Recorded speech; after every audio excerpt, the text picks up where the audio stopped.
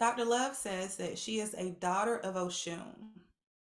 She says, I kneel before the ancestral waters to seek wisdom, guidance, healing. I'm called to do this work as a descendant of enslaved Africans. My job is to help people remember who they are, embrace the goodness and powers of their ancestral legacies, and bring healing to the land. I carry within me the story of a freedom fighter, a justice worker, an author, an educator, a cultural worker, a life path mentor, a storyteller, a diviner, a ritualist, a priestess, and an ancestral lineage healing practitioner. Just let that soak in for a minute. So, just soaking in who we have before us, who not only just sits here on her own, but who brings with her those that have come before her and those that sit with her now. So, welcome, Dr. Love. It's awesome to have you and to be in your presence again. Thank you, Daphne. It's good to be here. Thank you for the invitation. Yes, ma'am. As I told you last time, I think I mentioned to you, you just remind me you look like Eartha Kitt. Did I tell you that before? People say that. A lot of people have said that. Yeah, I was a kid. Yeah. I'm gonna have to make sure I tell my brother because he had a crush on Eartha Kitt, so I have to let him know. Yeah, she's one of my cultural ancestors. Yes, yes.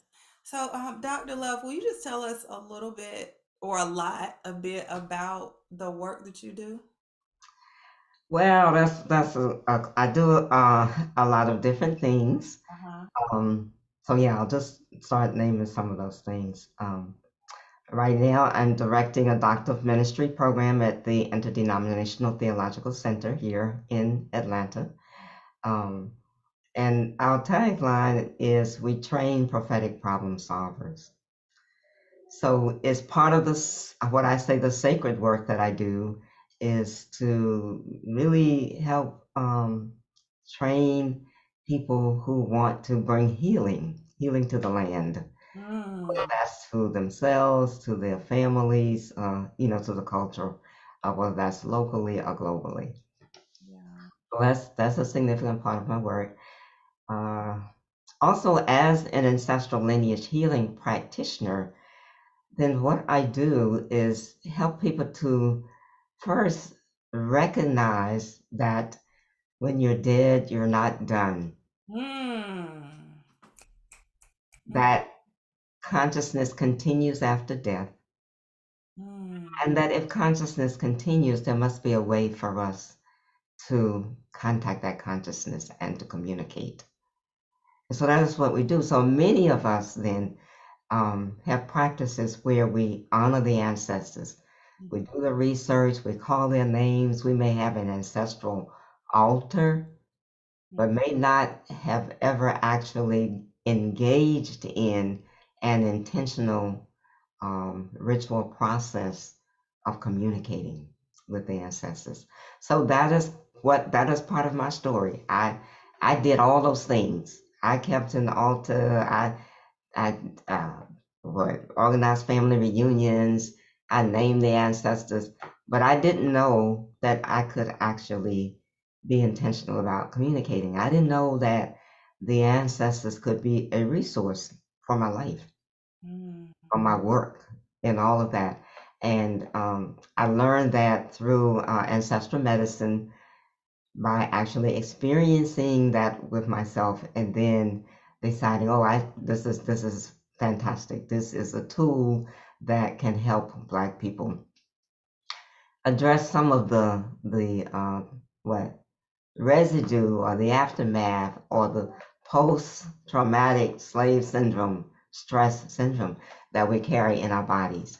And when I experienced ancestral medicine healing work, I felt as if it were something I had been looking for.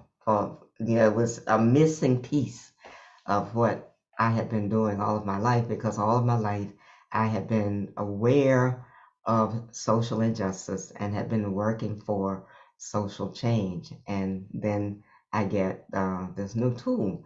So I became certified as an ancestral lineage healing practitioner and began to work with individuals and groups of people. And actually, I've had some phenomenal experiences with people in that regard.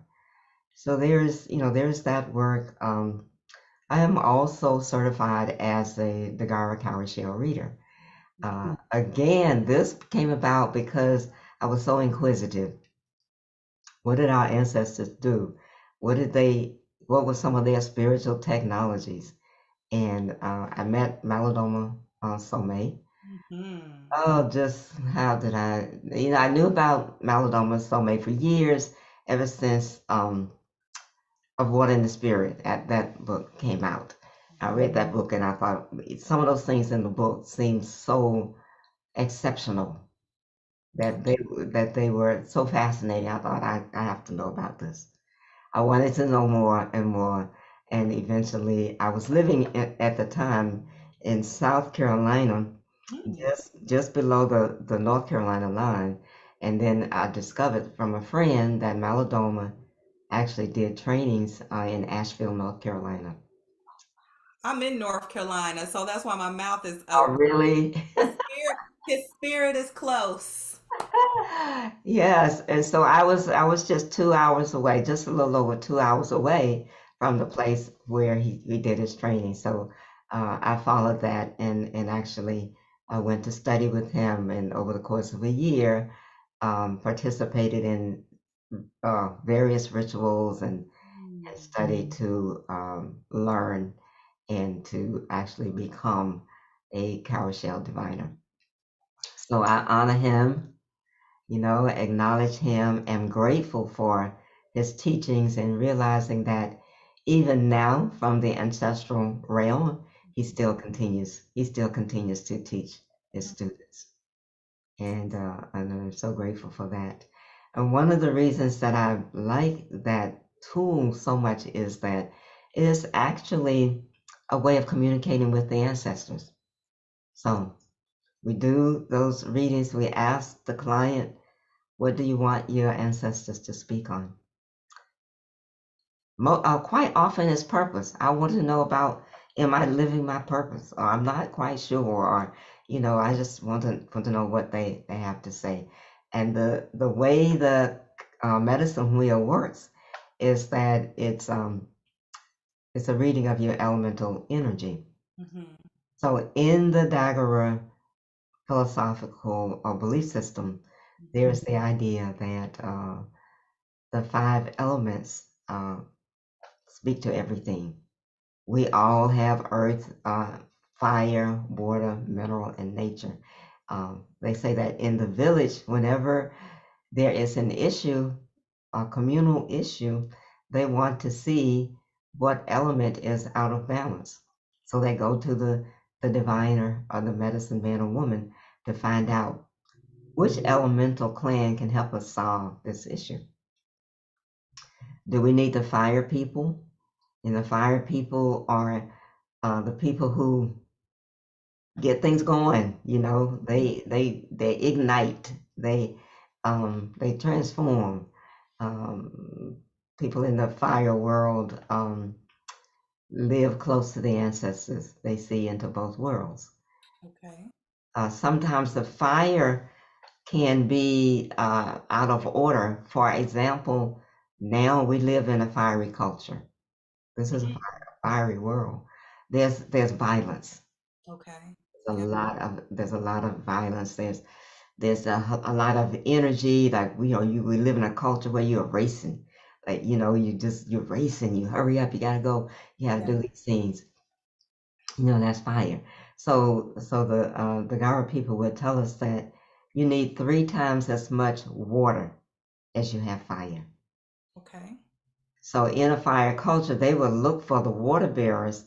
The water bearers would be the people whose birth year ends in 1 or 6. So that's how they determine. So 1 and 6 would be water. Fire would be 2 and 7. So they would call on, You know, the water people are mediators. They are peacemakers. They want to solve problems, bring calm, bring healing. For example, during 9/11, I was living in New York City.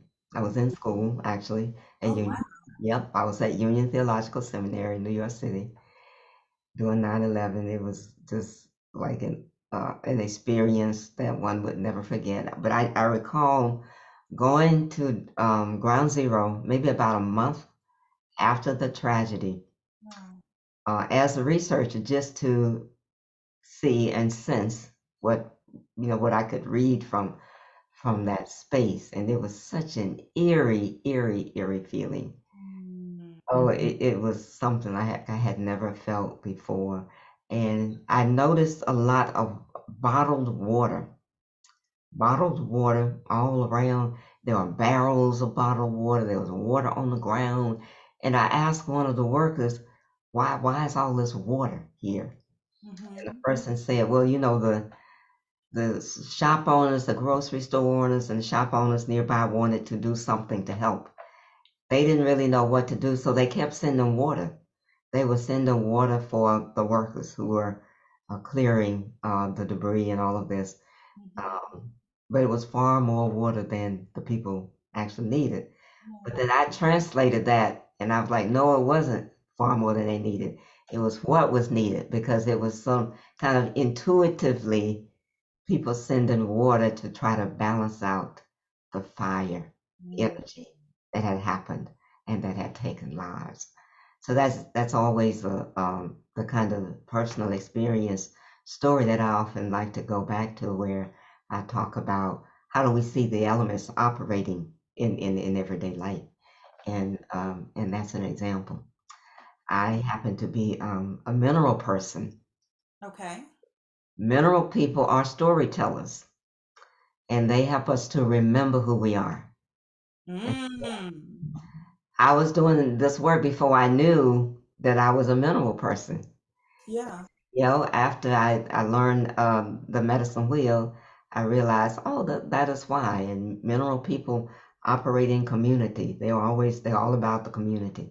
And I've always done that, always, always, always.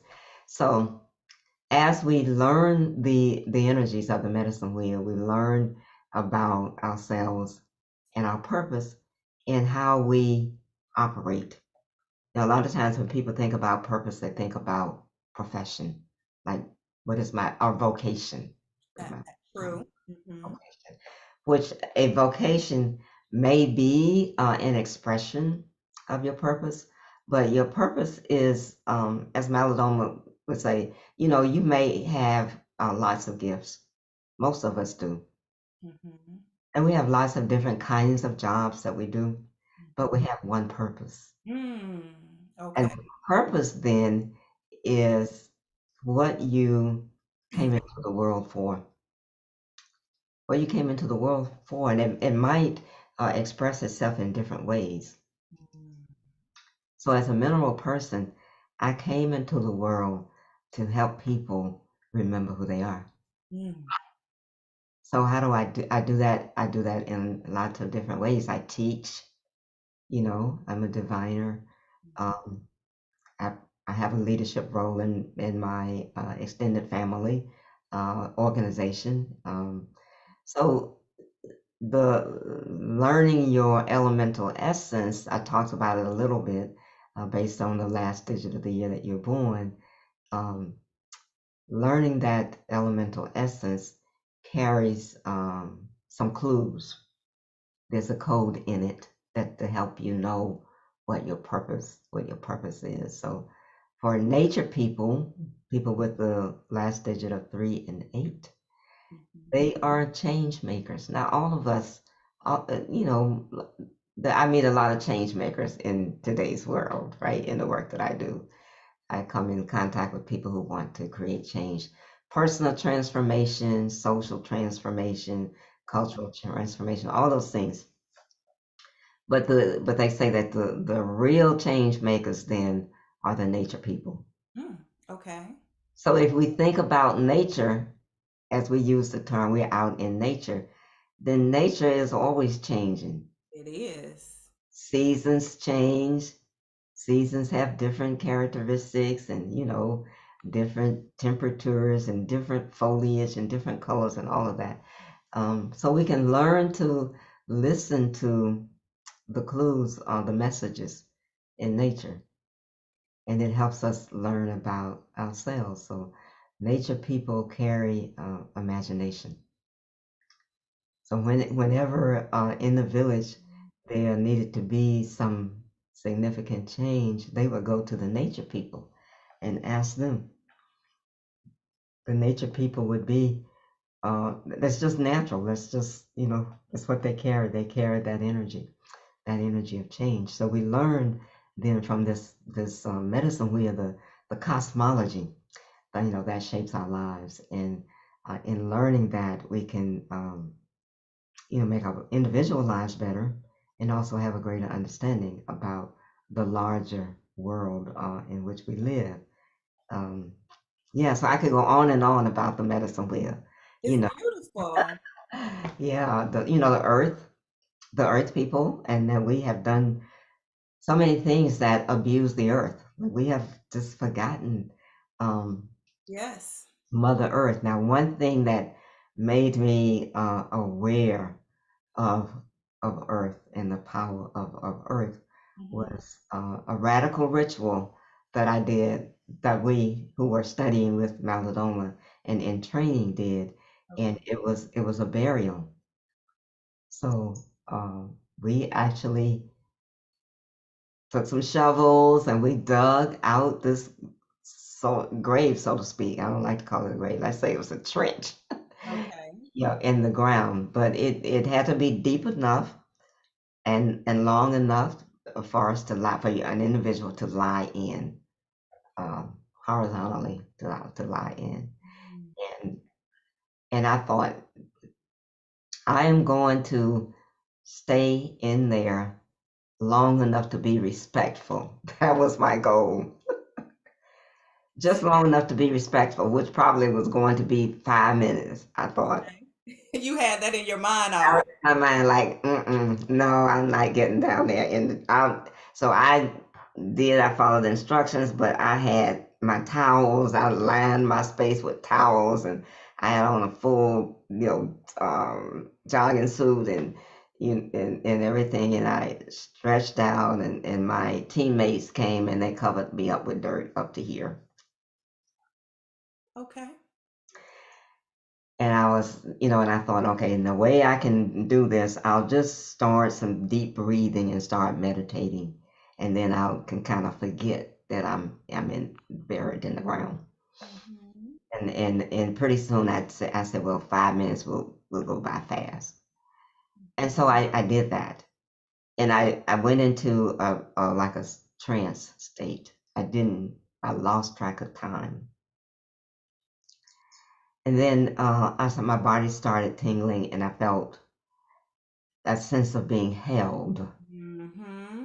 being held in a way that I had never imagined before. Hmm. And finally, instructions were, when you think you're ready to come out, and it's night. Let me add that time. It's dark. It's night too. So that added another element to it. But at any rate, so I guess I had been in there 45 minutes. Oh, wow. And I thought, 5 minutes was max for me.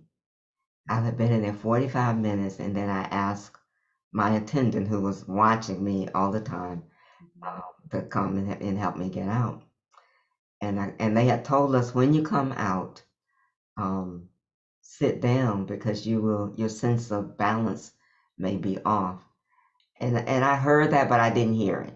Hmm. So I came out and I went to walk, and I almost fell over. Somebody caught me because my equilibrium was off. I couldn't walk without. It was like being drunk, like you stumbling around, Hmm. Hmm. because you had actually entered a different state of consciousness.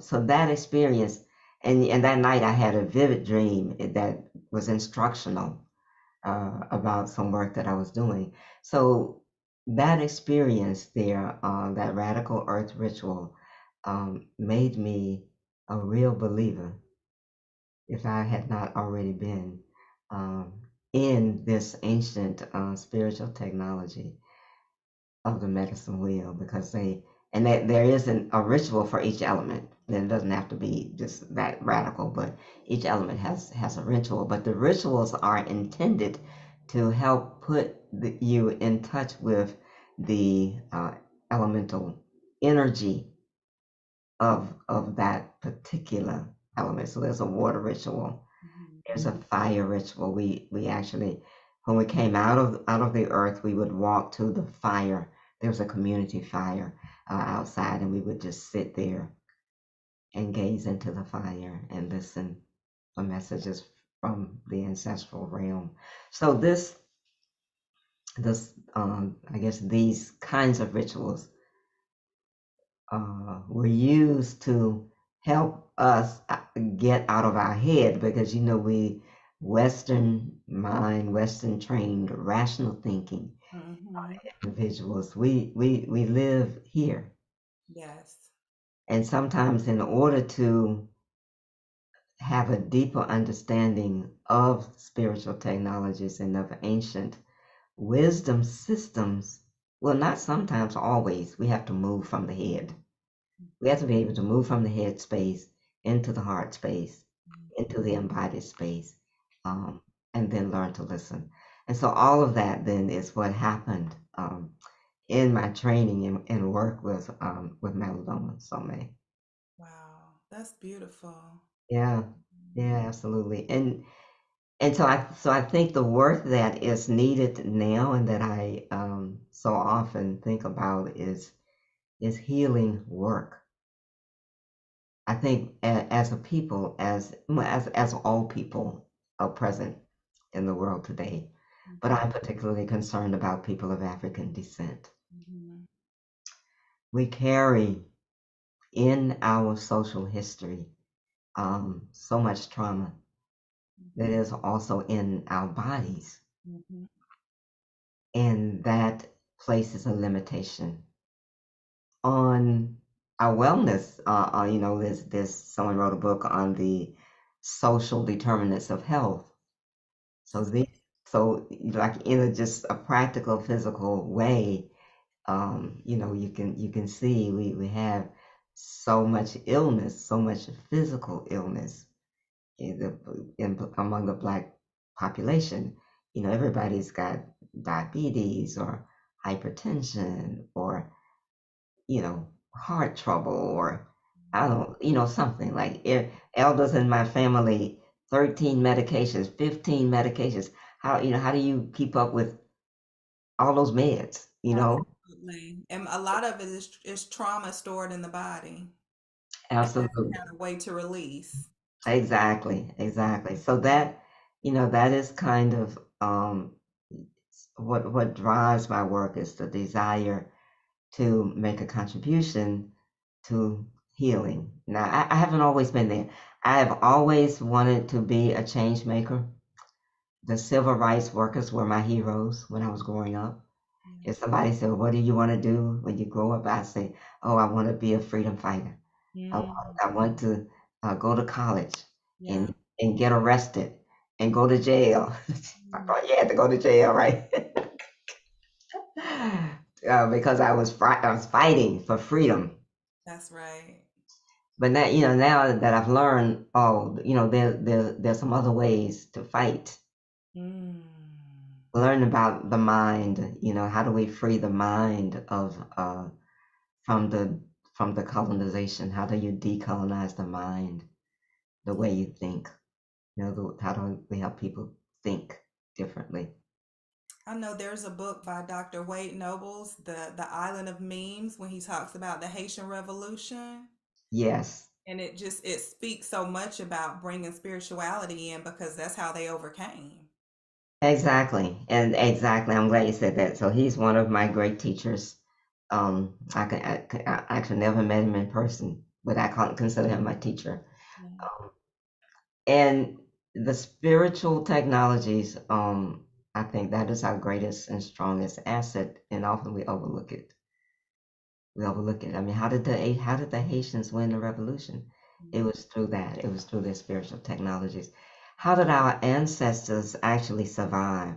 I mean, Mm. all of us who are alive now, we come from survivors. Absolutely.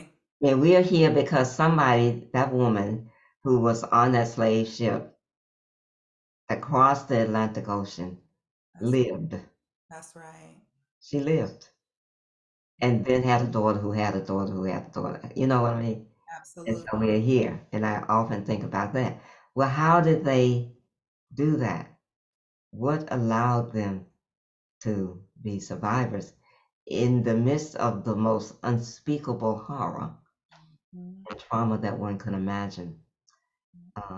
And when we think about that, we go, what kept Harriet Tubman going back and going back and going back? You know, and she said she could have freed a lot more people if they had believed. That's right. They had believed they could be free. Yeah. And so we had so speaking of Wade Nobles, he talks about what does he call it? Conceptual incarceration Mm. and epistemological entrapment. Mm-hmm. So you know, epistemological is the knowledge. How do we know what we know? And just being entrapped in that. So we have knowledge. We have knowledge that's stored in our collective memory, that's stored in our blood and bones, that we need to excavate, to activate, Yes. um, to so that we can make a contribution to the healing. I always remember when I have these conversations. I remember a woman that I met many years ago. Her name was Kathleen. I can't think of her last name. But anyway, she was part of the early part of the mindfulness movement. She had, Okay. she had published several books, and I met her at something called Renaissance Weekend in Charleston, South Carolina. A Ah. lot of people, I don't know how I ended up there because it was an expensive event and with lots of people with resources, means, mainstream, what I should say, yeah, just power brokers. And anyway, Kathleen was there. We met on the elevator. We started a conversation. Like everybody that you would meet would have a book. And I said, then I'm not coming back into the city until I have a book that they wrote. It was like a calling card. Oh, here's my book. Oh, Ah. here's my book, right? So Kathleen, and actually, I did have a book that had not. Yeah, it was an academic press on divining the self. And I didn't realize that this was the popular place. Like you need to bring your book. But at any rate, she asked me a question. We went to breakfast, and she asked me a question, and she said, "What contribution are you making to healing the land?" Mm. Okay. I don't know. Like I had never thought about my work in that way. What contribution are you making to healing? And I said, let me think about that. And I didn't answer her. And we exchanged emails for a minute. And I still didn't answer her because I didn't know what to say. Like I didn't know, had not thought of myself as making a contribution to healing. But because she asked the question, I began to think, in those terms. And I still think that way now. That has been, I don't know, maybe 15 years ago. Yeah. Yeah. And so now, in the work that I do, I come across people like you and lots of people who are in the helping healing professions and who operate with various healing modalities. And I'm honored because I was like, oh, okay, well, I get to kind of talk and collaborate with the healers, and we can talk about purpose and you know, exchange stories and personal narratives and all this on how we see that healing taking place in the culture. So, Because yeah, you're a change maker yeah, and a teacher. teacher, communicator. As a mineral, I'm a communicator. So communicating in different ways, as in teaching, uh, as in writing, actually working on a volume now as an editor with a group of ancestral lineage healing practitioners. And everybody's writing a chapter. We've got, I don't know, I think about 20 people. We're all writing chapters on how we have experienced this work. Because, quite often people will say, well, what difference does it make? I mean, it's nice to know, but Mhm. what difference does it make?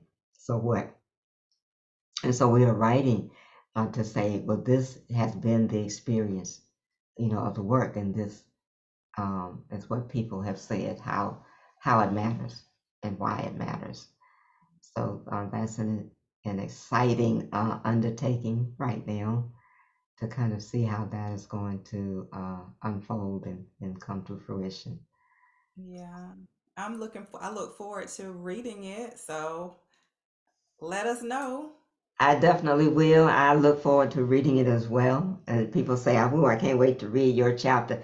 And I say, "I can't wait to read it either." I can't wait to read it because that means it will have been written. So, Tell me about it. Isn't it? It's just a wonderful thing when you finally get through it and you submit it and you send it.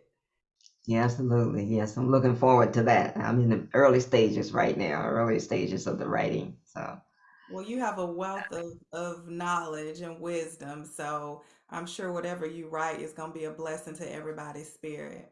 thank you, thank you. I try to stay in touch with the ancestral realm Mhm. now that I know that that can be an active resource. I drop in. People say, "Well, how do you do that?" Well, I drop in by through meditation, through stillness, and setting an intent. Uh-huh. One of my colleagues, who is also an ancestral medicine practitioner and does the healing work, is a Sangoma, a traditional medicine man in South Africa, a young man in South Africa, and we did some work together this summer. And Yeah. he was telling me about how he approaches his work. And he says, remember the four eyes. So, Lita, I'm giving you credit for this because I love the way you talk about the four eyes. So he says, first is intention. You've got to be clear what it is that you want the outcome to be. What are you trying to do? First is intention. And then second is intuition. Mm. You have to learn to follow that intuitive feeling. And we all have that, but quite often we dismiss it. Absolutely. Yep. So second is intuition. And then thirdly is imagination. Imagination. So sometimes my clients, when they begin to do the healing work, they'll say, well, what if I'm just making this up? What if it's imagination? Well, everything comes through active imagination. Mhm. Everything that, like somebody said, oh, let's make this candle with a flicker light on it, and you could, well, that was imagination. So they imagine how this how this could be, right? Yes. People, I keep this blue bottle. This belonged to my son, who is now in the ancestral realm. But I keep it as a reminder of the ancestors who used the glass bottle. Mm. In the South, you would have these bottle trees, and they would say that the bottle, that there's a prayer in the bottle. So each one of the bottles had prayers in it, and that the wind, so it would be turned up like this, sticking on the tree, and then that the wind would come and blow, and the wind would take the prayers away into the universe. Beautiful. I've seen Imagination. the trees. I've never known what the meaning was, but I noticed that back there behind you. Beautiful. Yeah, the bottle tree. So imagination is what allows us to bring things into form. There you go.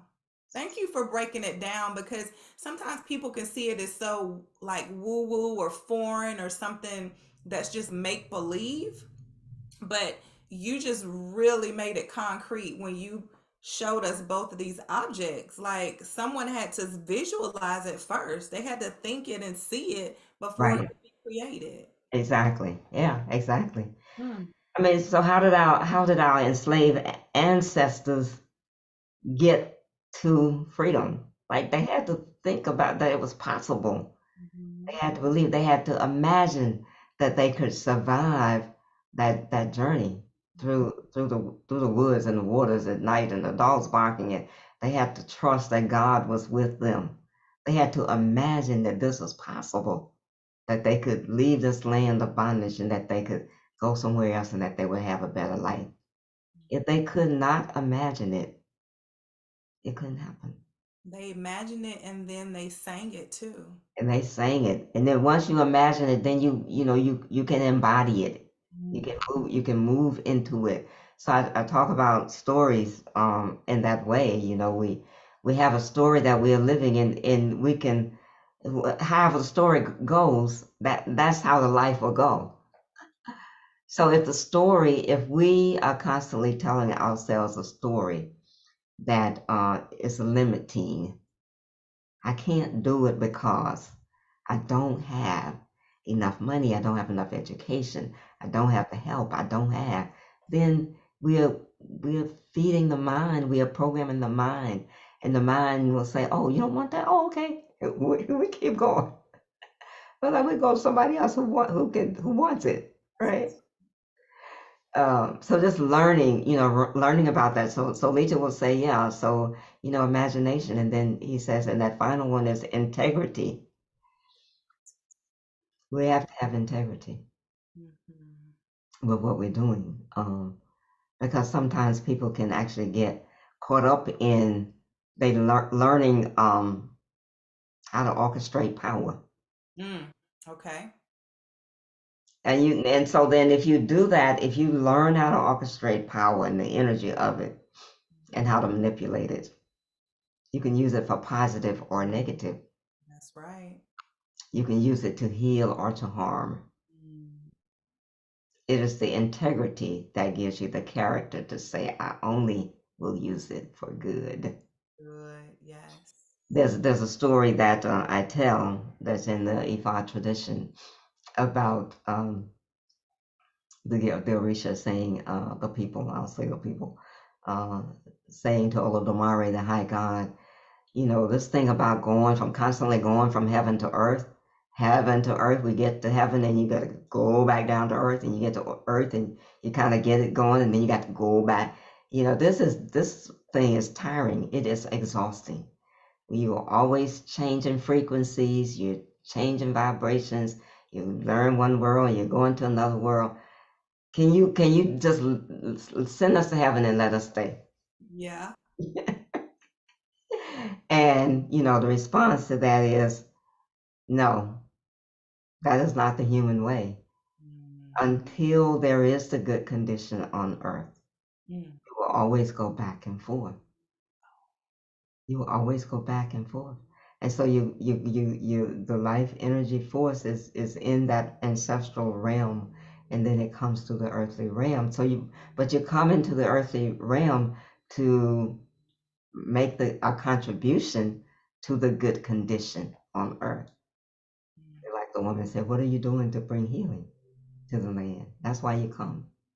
And so I ask, sometimes my friends and I talk about what were we thinking when we decided we wanted to be on earth in this time, Yes, I say the same thing. Like, did I really decide this?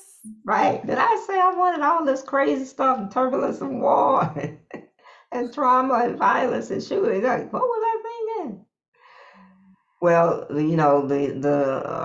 if our philosophy would say, yes, you did, you said it, and you said it, and you came equipped Knowing that you could. with gifts to give to this time.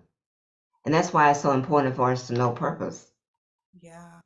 to know what our gifts are and what our purpose is, so that we can make that contribution to our family and to the larger culture. Uh, Yeah. because when we don't, then there's that unique elemental energy that we bring in the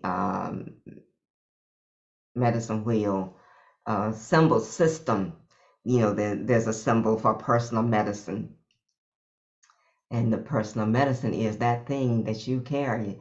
There's a symbol for it that he calls the pyramid power. The pyramid power being your internal spiritual technology that only you know. Mm. It is uniquely your signature, has your signature on it.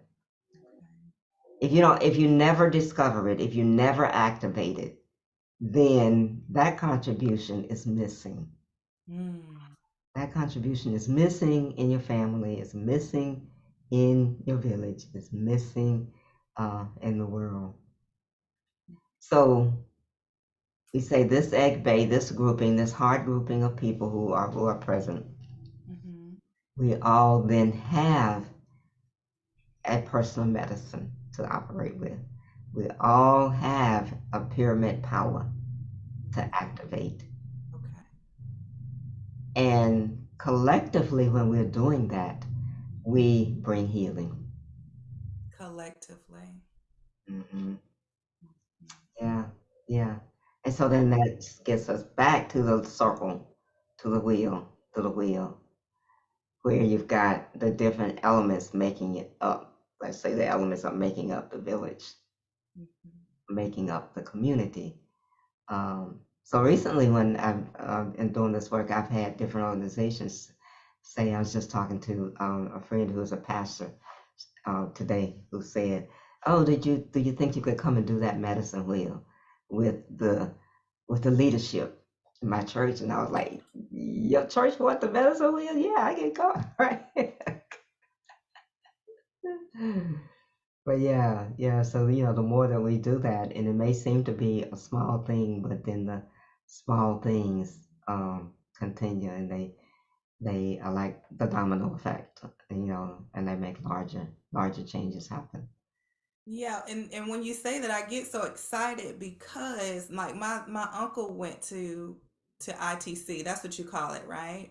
Hmm. And he Yes. was about he's transitioned. He's in the ancestral realm now, but he was a pastor for over 40, 50 years. A Southern Baptist pastor. I never knew that at ITC there were other spiritual practices and religions that were being taught. So when I found out that you actually teach there, and now you're saying a pastor is inviting you to come in, like this is beautiful, because some people will look at it as witchcraft, or they they look at it as something negative, but this is something that our people have always done. Exactly. Yeah, it is. And it has been demonized, you know. It has been demonized because what better way to control a people than to make them fearful of their own power? Mhm. To So dis our power is in our spirituality. Yes. And then if we are taught so many rigid rules around what is acceptable and what is not, Mhm. and that fear is instilled, and that will keep us disconnected. It will keep us away from our power, and that will allow us to continue to be controlled.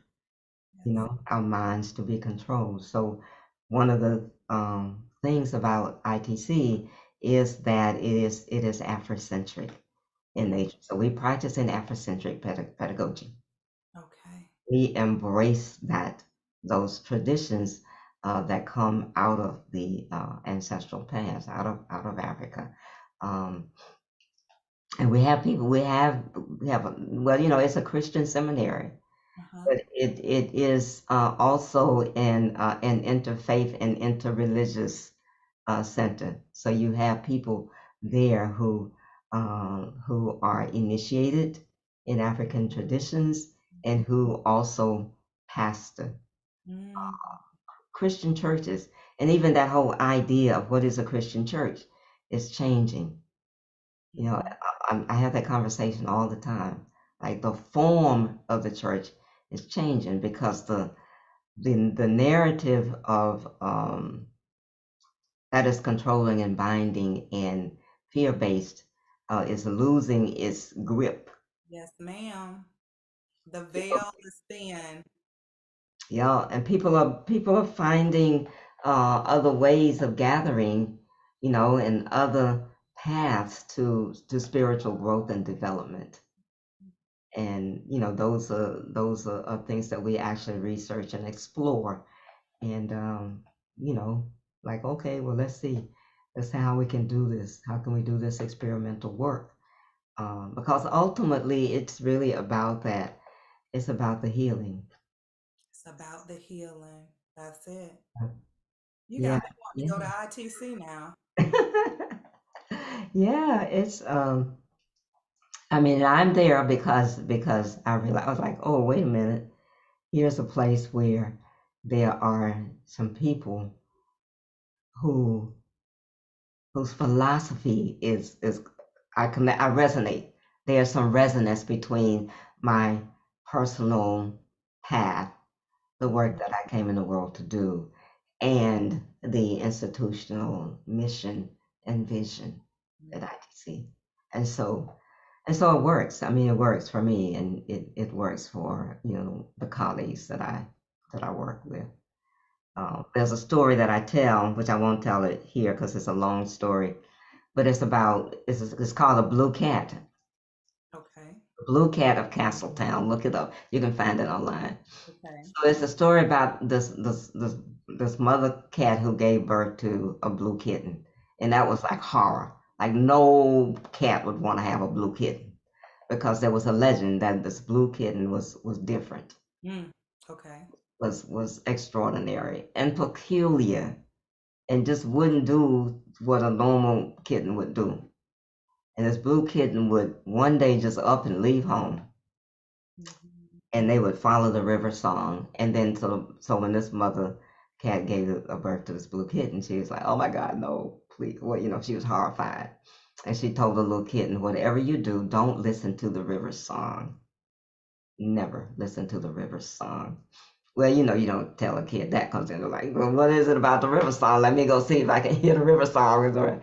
Yeah, and so that happened, and so the little kitten told us to go see it. But the whole thing was the river song was saying, live, live your own song, sing, not live, it was sing your own song well. That was what it was. And the river uh, is flowing, and so the author describes it, the sounds and all of this and all of the verses to the song, and the refrain is always sing your own song well. So the blue kitten's mission then was to learn the river song, go into the village, and find a hearth that matched the song, and then teach that song to the owner of the hearth. And so that's where a lot of us are. We're trying to find that community Yeah. that can receive our gifts. Yeah. Mhm. And once we find and connect with that community that can receive the gifts, then we are teaching. We are teaching, and we're teaching people to find their purpose. And singing your own song well is your purpose. Um, but not you can't go. You're talking about ITC. Well, it's the hearth that matched my song. I got you. Yeah. And so that's part of the journey. That part of the journey in life is like discovering the gifts that you carry, and and then where can you unleash those gifts? Like where, you can't. It's not just everywhere, right? Mm-hmm. People not ready. Some people not interested. Some people don't care. Whatever. So yeah. So that's part of what I try to do in the storytelling is use stories, and then to have people to relate to um, deeper level meanings in their own lives and in their journeys in life. Yeah. Okay. For someone wanting to get started on this path, or someone new on this path, what is something that you would recommend to them? Ooh, you can, yeah, I would say set an intention to get to know the ancestral wisdom that's in your lineage. Now, when you said that, I thought about a teenager who called me, and this kid found me on Instagram somehow, went to my website and booked a discovery call. And when I talked to him, he said, "I don't know who I am." I said, "How did you get to me?" He said, "I don't know who I am. I was on Instagram and I saw, and there was something about you." And I was like, "I think this woman can help me." And I'm thinking, I don't know, right? You know? And he's like, I don't know who my father is, and my mother was in jail, and I live with my aunt, and then my mother got out of jail, and I'm kind of like really don't even know her, and I'm lost. Mm. I said to this kid, do you? And he said, I want a job, and I dropped out of school, and I don't have a job, and I don't have I mean, it was just like, Yeah, it's a I lot. said, can you, is there any way that you can get a candle? And he said, oh, I have a candle. I'm like, oh, okay. He was ready. Oh, he said, oh, no, I have a candle. I Mm. said, okay. I said, light the candle and just do a prayer. And he said, what do I say? And I told him, what you just said to me, you ask for your ancestors to come and you tell them everything that you just told me. And you listen. So that's, for somebody who wants to get started, I would say do that. Yes, make sure to listen. One of the things that you mentioned was you said meditation and being still. Ancestrally, I will say historically, I won't say ancestrally, I will say historically, since being brought across those waters, our people have not always had the opportunity to be still. So that's something that's extremely important because if we're not still, we can't hear. We We can't feel hear. it's challenging to feel. Exactly. Yeah. So and sometimes it's difficult for people. And I realized this in teaching people to drop in and do a stillness meditation. It was such a challenge for some people. Then I said, well, do an active meditation. Mhm. And then I began to think about historically, of course, I grew up in the Black church, and historically, there would be, not so much in the contemporary liturgies, but in the older forms of worship, there would be the raising of the energy, devotional time. There would be a lot of singing and clapping and all this, and it was raising the energy up. But it was in the pause. Like this is where we need to take advantage of that. It is in the pause that you make the connection with the message, with the wisdom. It's the listening piece. Yes. So I tell people, even if you need to dance and shout and listen to music to get that spiritual door, that portal open, then sit still and listen, because that's where the answers are. Yeah. It's in the listening. So there are various stillness kinds of meditations. Like I listen to some of the Mind Valley stuff sometimes, a Silver Mind method and all of that. And there are various techniques. They have the three screens. You imagine this. Your problem is on screen one, and then action is screen two, and then result screen three. It's another way of breaking down the intention. So I tell people to experiment, like see what works for you. Some people like, oh, they need to stretch the body, Mm-hmm. do yoga, and then that opens something, and then you go into the stillness mode. But it is always the intent that you want to create the space for. You set the, you set the intent, but then you want to create the space for the message to come forth, because you're looking for direction. You want the guidance, and yeah, stillness meditation, active meditation, deep listening. So I had one client who said, she said, I don't seem to get it until I start writing. Okay. And she said, so she said, I tried this, and she said, I did the drop in, and then I picked up, I kept my journal there. But when I started writing, it's like the ancestors started speaking to me, Mm. and I just captured what they were saying. You know what that told me? That's telling me to tell everyone else to not give up. Even if you don't hear them one way, doesn't mean that they're not speaking to you. Try a different way and a different way. Exactly. Yeah, and dreams, you can ask before you go to sleep at night. I have a meditation called Sleep on It. Mm. know, And you just go to sleep right before you go to sleep. You say, "Oh, I want the whoever you want to talk to. If it's the ancestors, if it's God, if it's an Orisha, whomever. Mhm. I want this message to come to me during my sleep.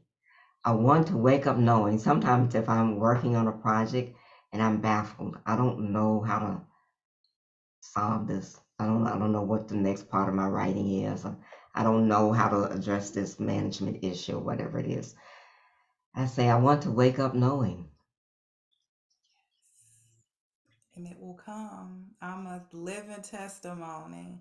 I know one thing that you told me and Chantrell Lewis of Buku Hoodoo, that when I wake, do not get up, do not like just lay there.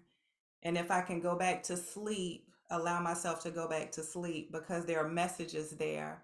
And Mhm. when I tell you, both of you told me this, right? And it is so true. And I will just, I'll say my prayer and then I'll ask a question I'll ask to be spoken to.